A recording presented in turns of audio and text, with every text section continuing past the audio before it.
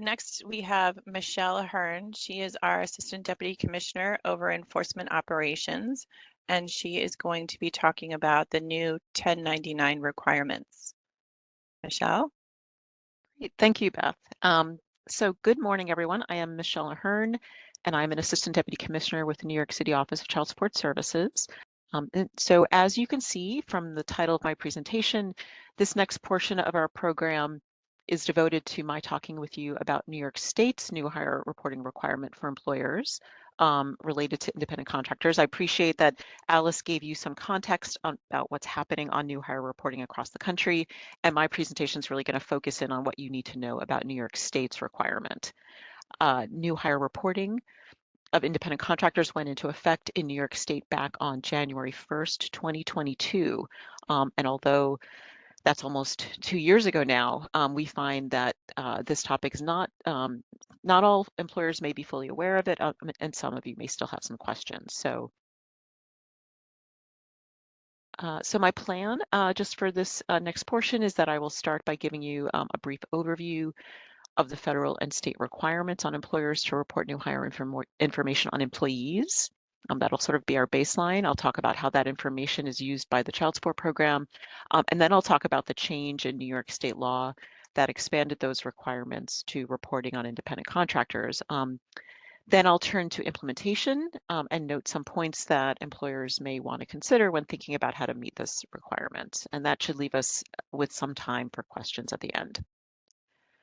New hire reporting laws. So under federal law, all states are required to maintain a state directory of new hires, and all employers have certain mandatory reporting obligations. So you might ask why, what is the purpose of new hire reporting requirements? And I'd say as child support professionals, we really can't overstate how important new hire reporting is to the collection of child support for the many, many families and children in New York, but really millions of families nationwide. New hire reporting helps the child support program quickly locate fathers and non-custodial parents. It helps establish paternity and child support. And it's key to the income withholding process, and which, as Eileen noted, has really vastly streamlines collection of child support from parents who become employed or change jobs. And we've noted already, and we'll talk more about the fact that the vast majority of child support is collected from the income withholding process. And from our perspective, what we see is that income withholding from employers is the best case scenario for families and for the paying parent. For families, it's assuring that there's consistent, ongoing child support that they can rely on. And for the paying parents, it helps avoid the accumulation of arrears and helps keep them out of other administrative enforcement. So really can't overstate how important new hire reporting is. So what exactly are the new hire reporting requirements? I'll start by talking about what the federal requirement has been since it was first in effect back in 1996. Under federal law, employers are required to report all newly hired or rehired employees to the state directory of new hires. They may do so using the W-4 form or an equivalent form. And states have latitude to set the reporting time frame. However, under federal law, states are required to require that the report is due to the state no later than 20 days from the date of hire. And that is the rule, in fact, in New York State. There is an option for employers to submit their report electronically, in which case the report is due 2 times per month. So after the employer files the new hire report, states then take that information, it's entered into the state directory of new hires, and that's done within 5 business days. The information is then transmitted to the national directory of new hires within 3 days of it being received by the state directory. The child support program then takes the new hire data. It's matched against child support administrative records. So the records we have in the child support program, and we use that matched information to locate non-custodial parents as well as to obtain the name and address of the employer for that IWO process we've been talking about. When there is a match, the program will then send an IWO notice to the employer, and we'll do that within 2 days. Fast forward to today and what's new. Back on October 25th, 2021, Governor Hochul signed Chapter Law 504, and that law expanded the new hire reporting requirement to include certain independent contractors.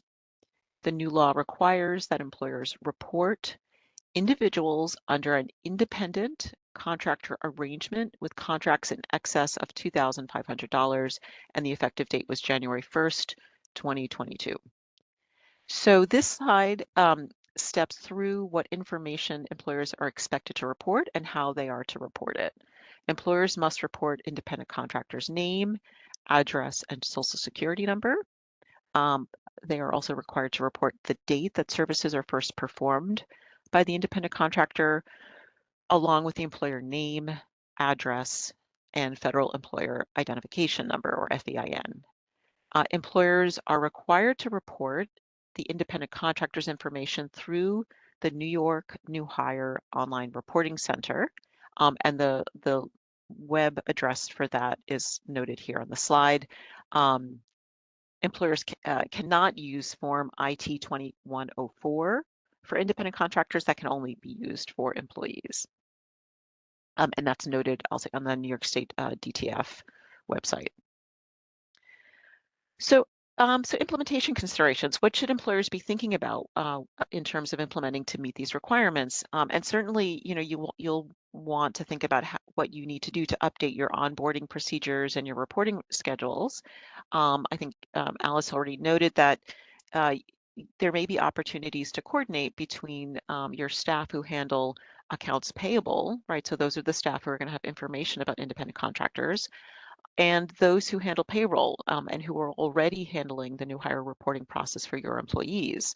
So all of that is related to the new hire reporting requirement, but also keep in mind that there's also coordination around receiving and complying with the income withholding orders, because a new hire report that you submit for an independent contractor, if and when it's matched with a child support case, that will result in an income withholding order, and it's going to be sent to the employer address that's on record, that's reported by the employer to the state for that individual.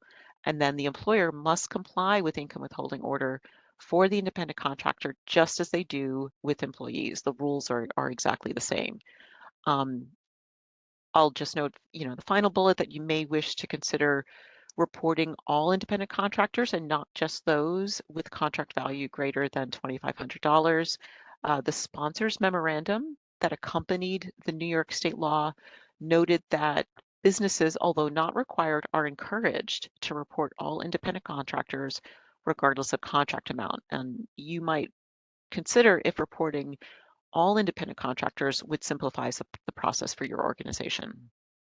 So finally, I'm just going to leave you with this slide, which lists some online resources that have additional information on independent contracting, the independent contracting reporting requirement. There's information both on the New York State and the New York City child support websites. New York State has some great one-pagers, including one on independent contractors. And then, of course, the website for the New York State Department of Tax and Finance also has frequently asked questions that could be helpful to you.